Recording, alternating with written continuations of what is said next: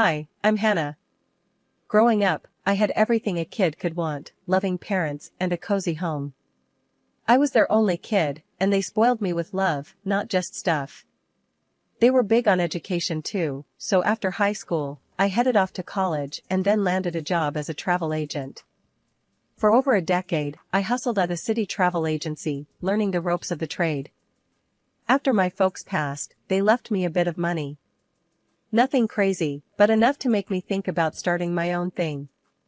That's how I ended up opening my own travel agency. It was tough in the beginning, like, really tough. I had to scrape and claw for every client I got. But I made it work, and soon enough, the agency started doing alright, even thinking about expanding. I always believed in looking sharp, especially at work and public events. You never know who you're gonna meet, right?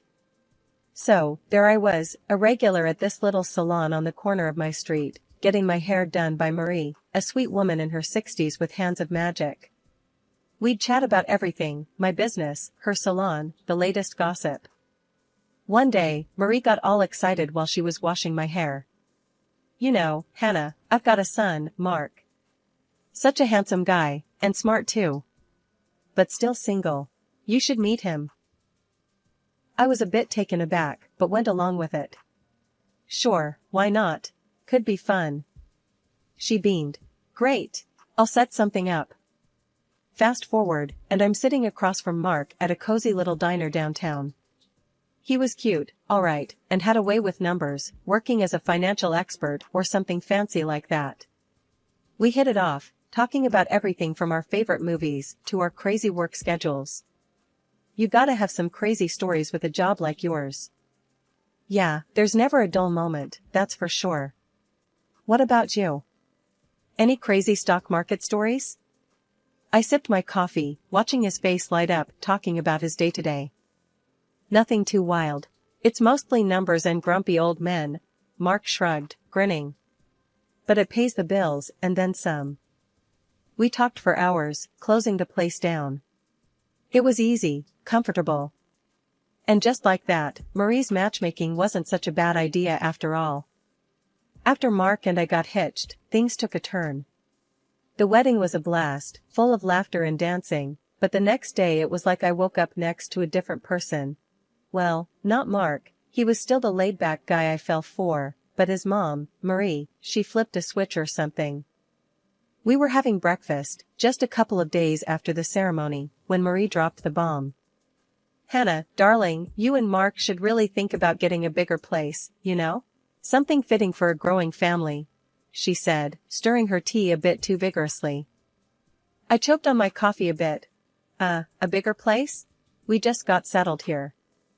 Mark chimed in, with that let's not start a fight look. Mom's got a point, Hannah. We could use the extra space. Maybe something with a yard?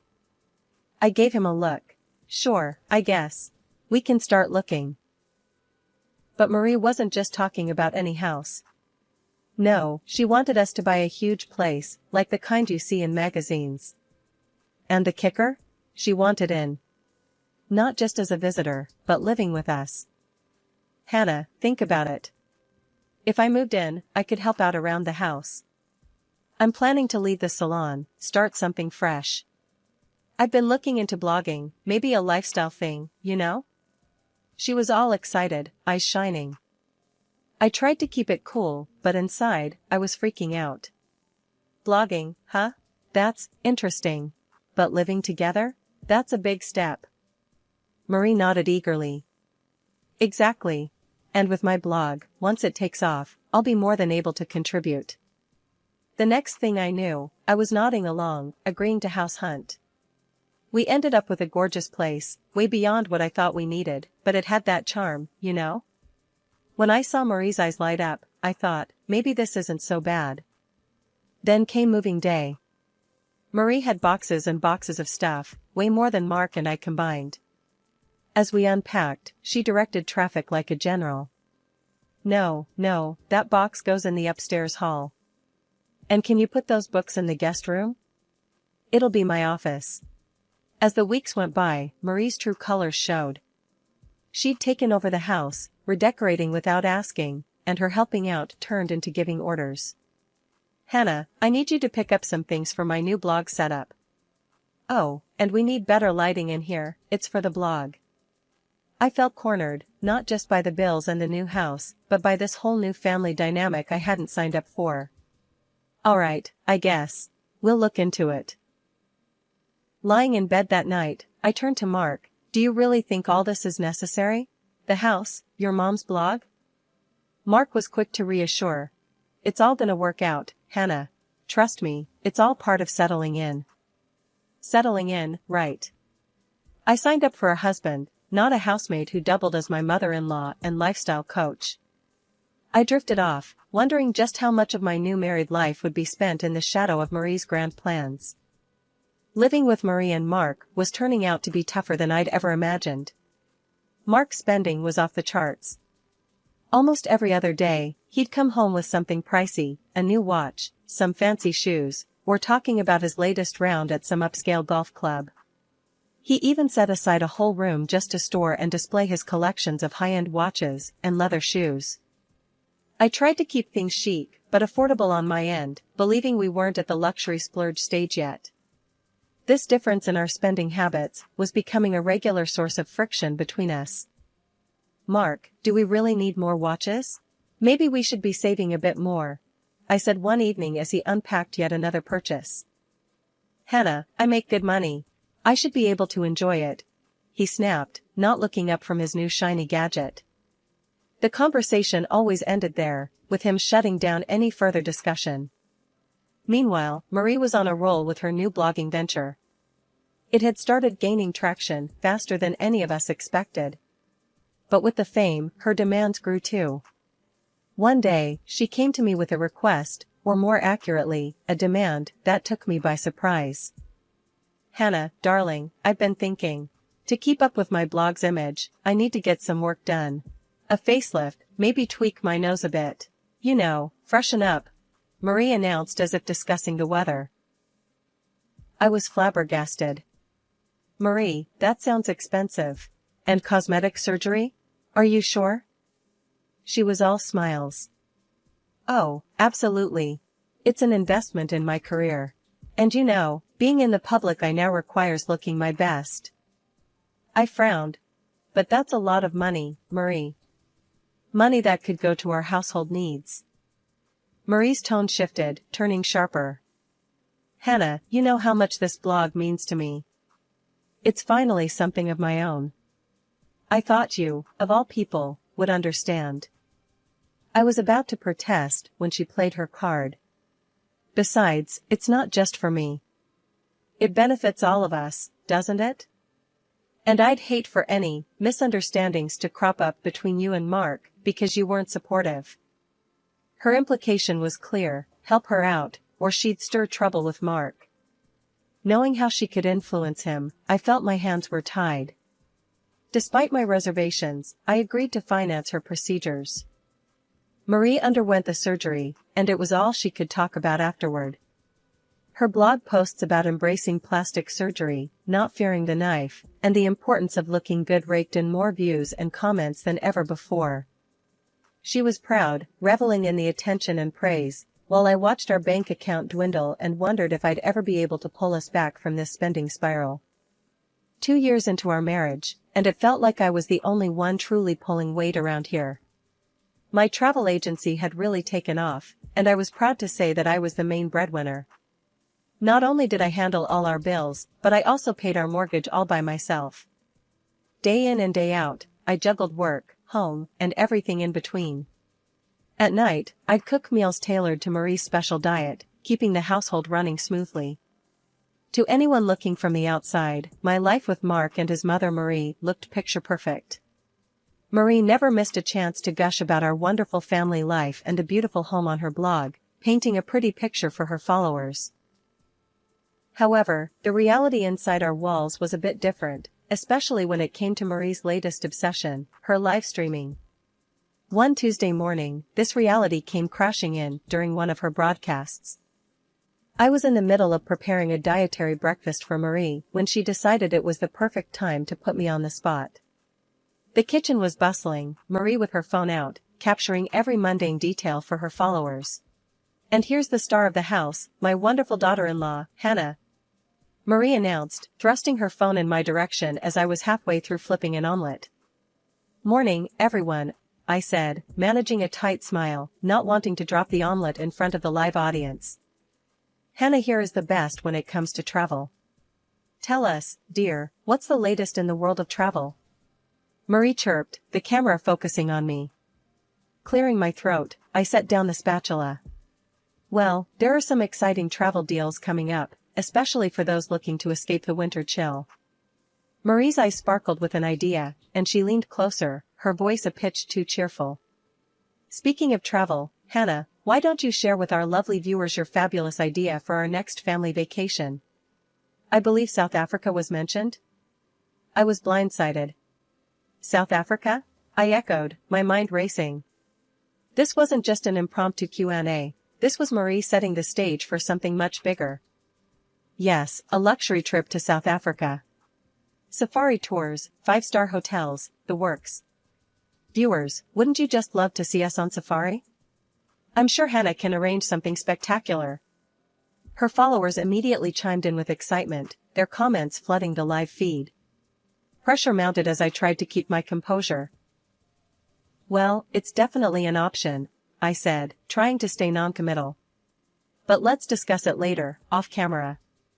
As soon as Marie ended the stream, I turned to her, frustration bubbling over.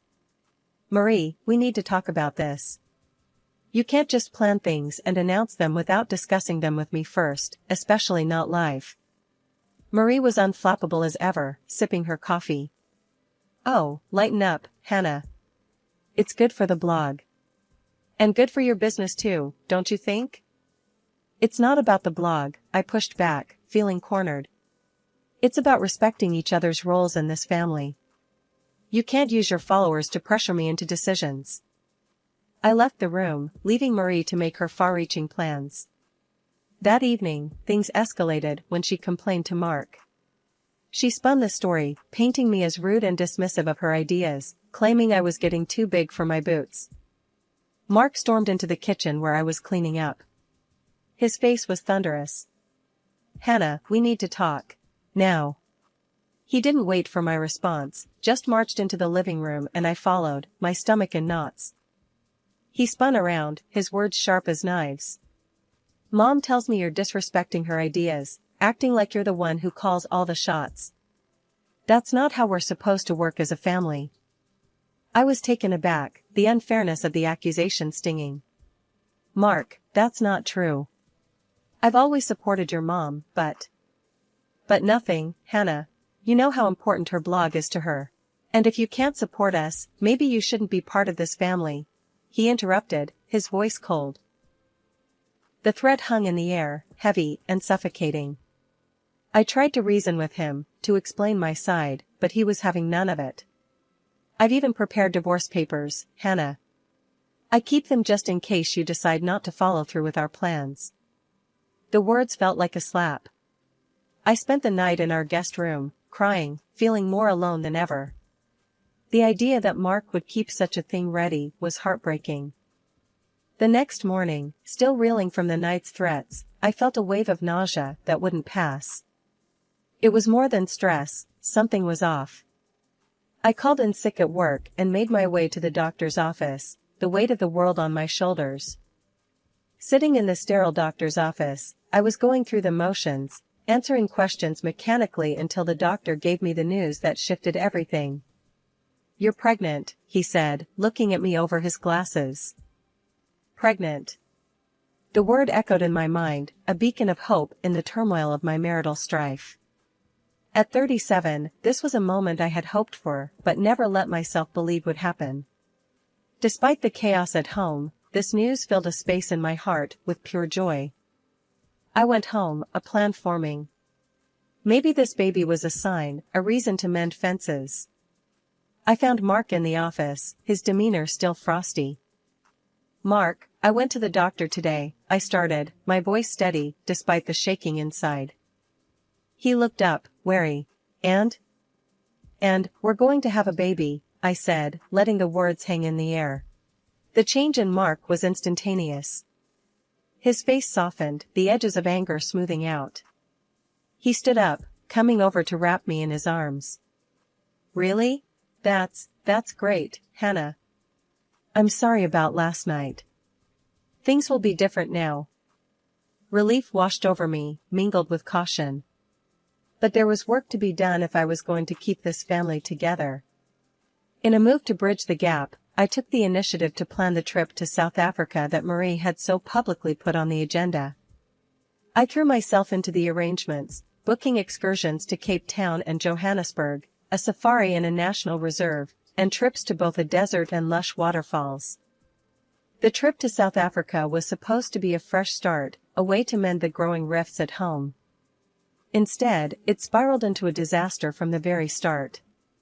As soon as we boarded the plane, Marie began complaining about everything, the length of the flight, the turbulence, and even the meals served on board. It's way too long. How could you book such an uncomfortable flight, Hannah?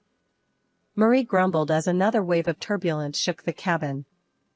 Trying to keep my tone even, I replied, Marie, it's the shortest route available. There's nothing I can do about the flight duration or the turbulence. Her complaints didn't let up, and by the time we landed, I was already exhausted. But that was just the beginning. At the hotel, Marie's dissatisfaction found new targets. The moment we checked in, she started on about the hotel not living up to its online reputation. This place? This is where we're staying? I expected something far better, given the pictures online. Hannah, are you sure this is the right hotel? She criticized loudly as we stood at reception.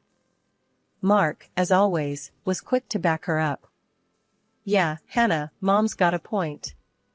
It doesn't look like what we saw on the website.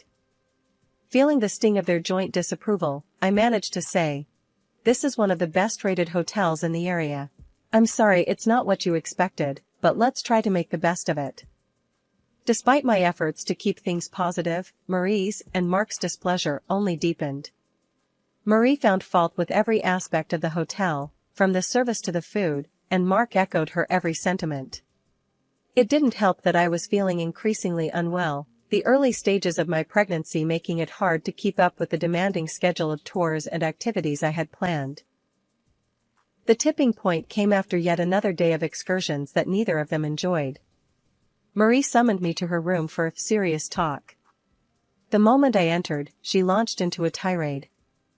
Hannah, you are by far the worst travel specialist I've ever seen. You've completely ruined our trip, she accused, her voice sharp and cold. Stunned, I tried to defend my efforts. Marie, I've arranged everything according to what we discussed. I'm trying my best here. But she wasn't having any of it. Grabbing my arm, she nearly shouted, Get out of here, Hannah. Stop ruining our vacation. Before I could react, she pushed me out and slammed the door. Shaken, I returned to my room, only to find my suitcase outside the door. Mark was there, his expression hard and unsympathetic. I can't deal with this anymore, Hannah. You being sick all the time, it's too much. I think it's best if you leave, he said, his voice void of the warmth I once knew. Feeling a mix of disbelief and heartbreak, I picked up my suitcase. Without a word, I left the hotel. I felt incredibly unwell, my body and mind pushed to their limits. At that moment, all I wanted was to be back in the safety of my own home in the USA. The flight back was agonizing. Every turbulence shook me not just physically, but also emotionally, my stomach churning with pain and distress. I landed back home with a sharp ache that seemed to gnaw deeper with each passing moment. Instead of the comfort of home, my first stop was the emergency room. The diagnosis confirmed my worst fears. I had suffered a miscarriage. As I lay there, trying to process the loss, my phone lit up with countless missed calls from Mark and Marie. With a heavy heart, I called back, only to be thrust into another chaotic situation. Marie's voice crackled through the line, frantic and demanding. Hannah, it's all gone wrong here. We've been robbed, our documents, our money, everything. And it's gotten even worse, she blurted out, barely pausing for breath. Trying to steady my voice, I asked. What happened, Marie? She continued, her voice tinged with panic. We were out, and I was filming for my blog, just a normal day, when someone snatched our bags. And when I complained about it to the hotel staff, they were so rude, I had to tell them off. They called the police on us, and now we're in jail. You have to help us, Hannah. Her words swirled in my head, piling onto the mountain of stress I was already under. Marie, I'm in the hospital, I said, my voice breaking. I've had a miscarriage. There was a brief silence on the line. Then Mark's voice came through, his tone anger and impatience. It doesn't matter, Hannah, we really need you right now. This is serious, we could be stuck here. The lack of sympathy, the sheer audacity to dismiss my pain so quickly, it was like a slap in the face. I'm not going to help you. Handle it yourselves. Without waiting for a response, I hung up, a mix of anger, sorrow, and disbelief coursing through me. In that lonely hospital room, as I grieved the child I would never hold, I made a silent vow to myself. I would start anew, rebuild, and never let my sense of self be compromised again. The day I was discharged from the hospital marked the start of my new life. I went straight home to finalize the severance of my ties to Mark and Marie. With a steady hand, I signed the divorce papers that Mark had prepared earlier. Afterward, I gathered every item that belonged to him and his mother, clothes, personal belongings, the countless shoes, and watches that had filled our space with the excess of their lives. Everything was packed up and delivered to their cramped old apartment in the city. With that chapter closed, I took the next step. I sold the house I had bought with my hard-earned money, the house that was meant to be a home for us but never truly felt like one. Selling it was freeing, not just from the mortgage and the memories, but from the life I was so desperately trying to fit into.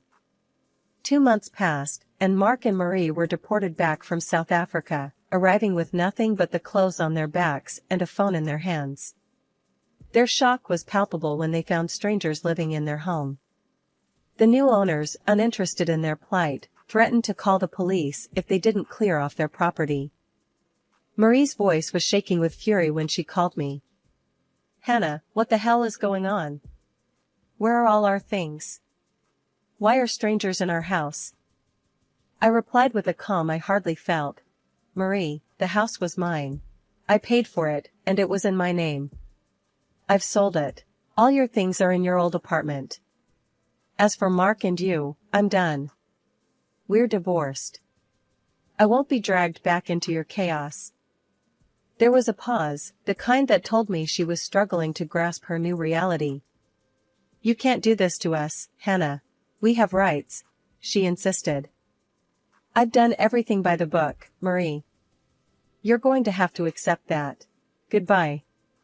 Hanging up the phone felt like shedding a heavy coat in the middle of summer, sudden and immensely relieving. The news eventually came to me through mutual acquaintances that Marie had returned to her job as a hairstylist. Her dreams of blog stardom abandoned alongside her expensive camera equipment. Mark, unable to resume his old job due to his long absence, resorted to driving a taxi. He sold his precious watch collection and wore plain, unbranded clothing. As for me, I moved into a small house on the outskirts of the city. Here, I began rebuilding not just my home but my travel agency as well. The expo was a turning point. People were genuinely interested, and their enthusiasm reignited my own. Your tours always have that personal touch. How do you do it? A curious visitor asked, her eyes scanning the brochures. It's all about understanding what the traveler wants. You listen, adapt, and sometimes, take a leap of faith, I explained, the conversation flowing easily. The expo was more than a success, and before long, I was planning expansions, considering even a potential branch in Europe.